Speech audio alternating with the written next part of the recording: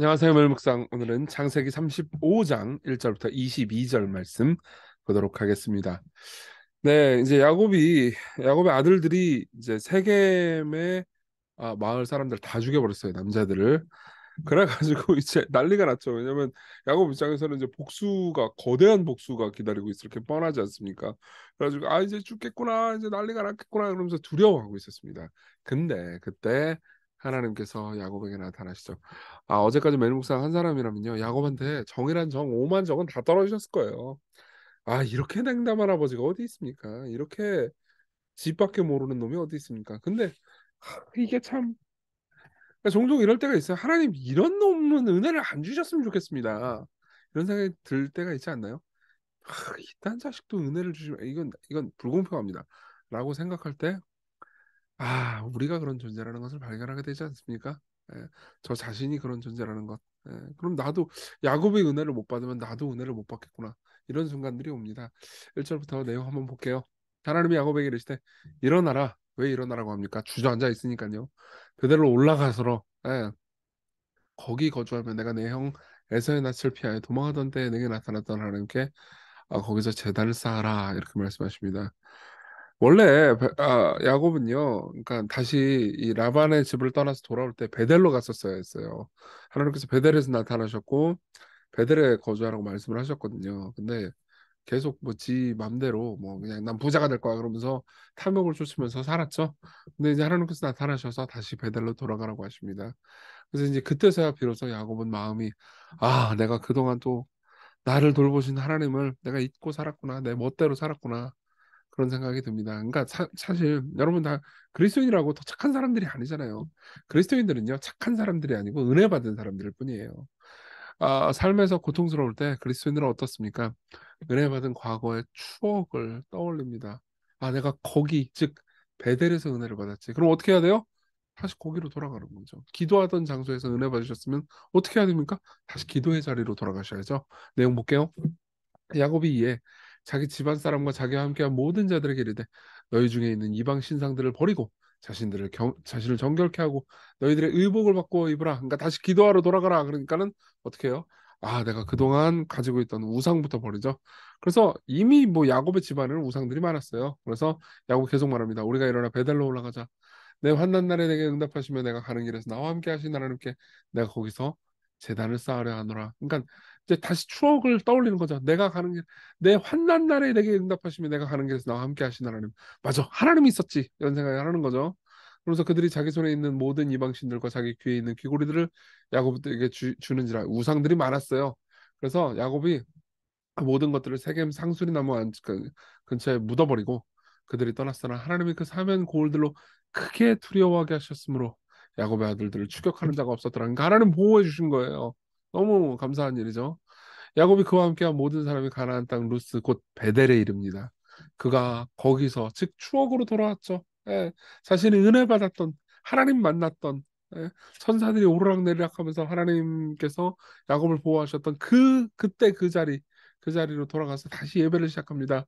그리고 엘베델이라 불렀으니 이는 그의 형이 낯을 피할 때 하나님이 거기서 그에게 나타나셨습니다. 이렇게 말씀하십니다. 그래서 리브가의 유모 드보라가 죽음에 그를 베델 아래 있는 상수리 나무 밑에 장사하고 나무 이름을 알론바굿이라 불렀더라.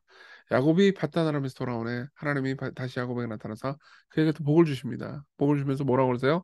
옛날에 하셨던 말 다시 해주세요. 하나님은 그에게 이르되 네 이름이 야곱이지만은 네 이름을 다시는 야곱이라 부르지 않겠고 이스라엘이 내 이름이 되리라 하시고 그가 그의 이름을 이스라엘이라 부르십니다. 그러니까 다시 기도의 자리, 다시 예배의 자리로 돌아오면 어떻게 돼요?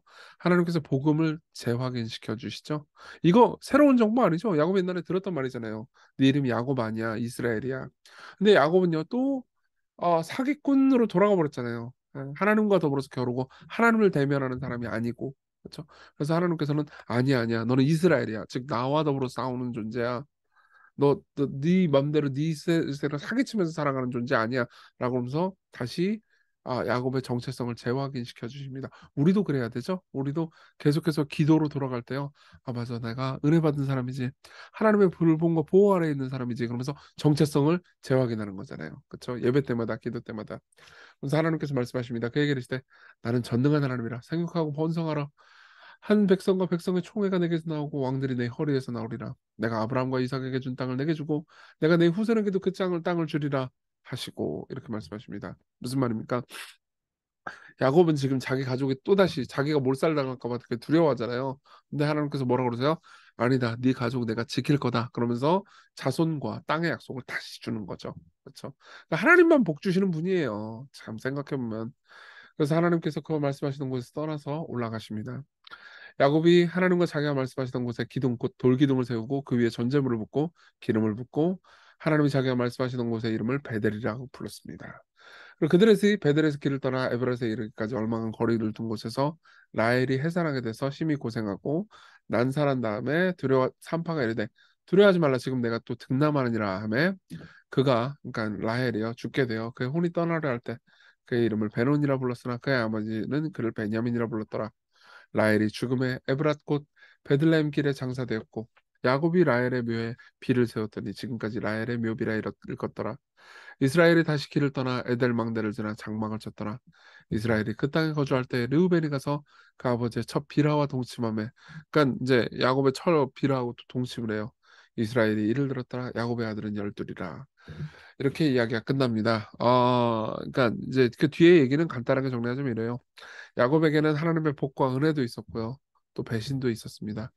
자기 장남이 자기의 첩하고 또 동침하는 끔찍한 사건이 있었고요. 그리고 자기가 사랑해서 7년을 수일같이 여겼던 그 라헬이 죽는 사건도 있었죠. 인생이란 참 이런 거예요. 인생에는요.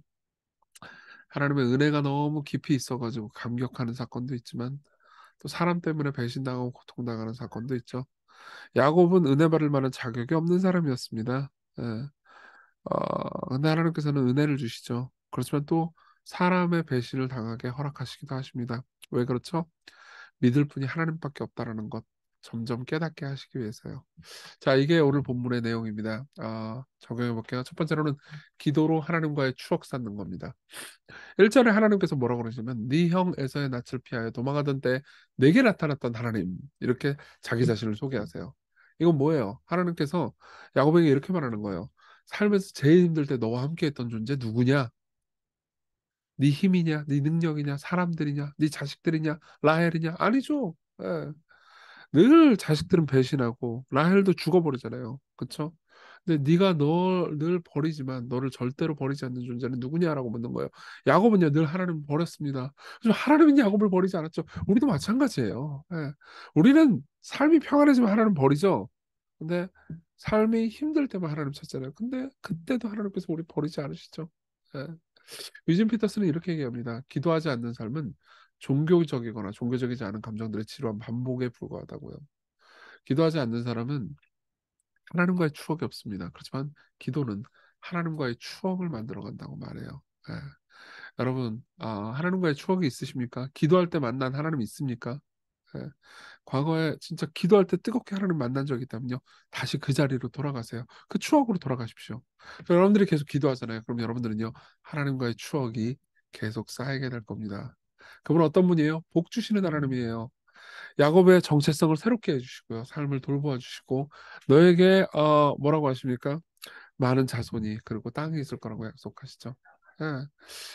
그 하나님 신뢰할 만한 분이에요. 우리의 돈이나 명예나 우리 다른 우상들이 아니고요. 예. 13절에서 보세요. 하나님이 그와 말씀하시던 곳에서 그를 떠나 올라가셨잖아요. 이 하나님이 여호와의 사자, 즉 예수님이거든요. 근데 예수님은 그를 떠나 올라가셨지만 다시 내려오십니다. 예. 수천 년 전에 다시 후에 내려오셔서요. 야곱에게 가족, 그러니까 너희들 몰살당하지 않을 거야. 많은 자손이 있을 거야라고 약속했던 그 하나님이 어떻게 됐습니까? 가족이 되어 주시려고, 우리의 진정한 맏형이 되어 주시려고 다시 내려오셨죠. 그분이 어떻게 우리의 가족이 됐나요? 우리의 복이 됐나요? 그분이 십자가에서 자신의 영원한 가족이신 성부 하나님께 버림받으셨기 때문입니다. 여러분 이걸 기억합시다. 기억하면서요. 우리 기도로 하나님과의 추억 계속 쌓을 수 있게 해달라고. 여러분 기도를 잃어버렸다면요. 30분 정도, 1시간 정도 하루에 뜨겁게 기도하는 삶을 회복하십시오. 그래서 기도를 잃어버린 삶에서 회복하는 삶으로 바꿔달라고. 그리고 우리에게 복 주시는 하나님 신뢰하게 해주시고 우리 자꾸 그럴 때가 많잖아요. 하나님 뜻대로 살면 내가 망해버릴 것 같은 두려움. 그런 분들 계실 거예요. 아니에요. 그분 뜻대로 산다고 왜 여러분들이 망합니까? 하나님 여러분들을 사랑하세요. 당장 손해보는 것처럼 느껴지지만 긴 기간 안에서 여러분들이 하나님 뜻대로 산다면 여러분들 복될 겁니다. 같이 우리 그런 믿음 달라고 기도합시다.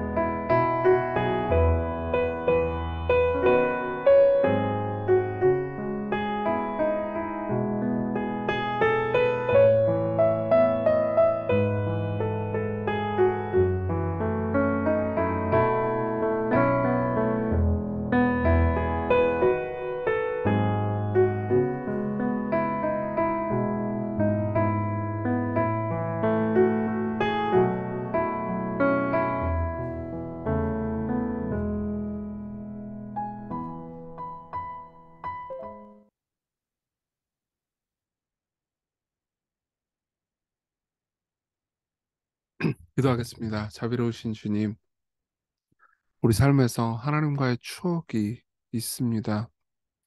없는 사람들은 기도로 하나님과의 추억을 쌓아가게 해주시고, 하나님과의 추억이 있지만 거기서 떠난 사람들은 다시 기도의 자리로 돌아갈 수 있는 복을 주세요. 예수님 이름으로 기도했습니다. 아멘. 네, 하나님께서 여러분들에게 복의 근원이 되십니다. 그분을 바라봅시다.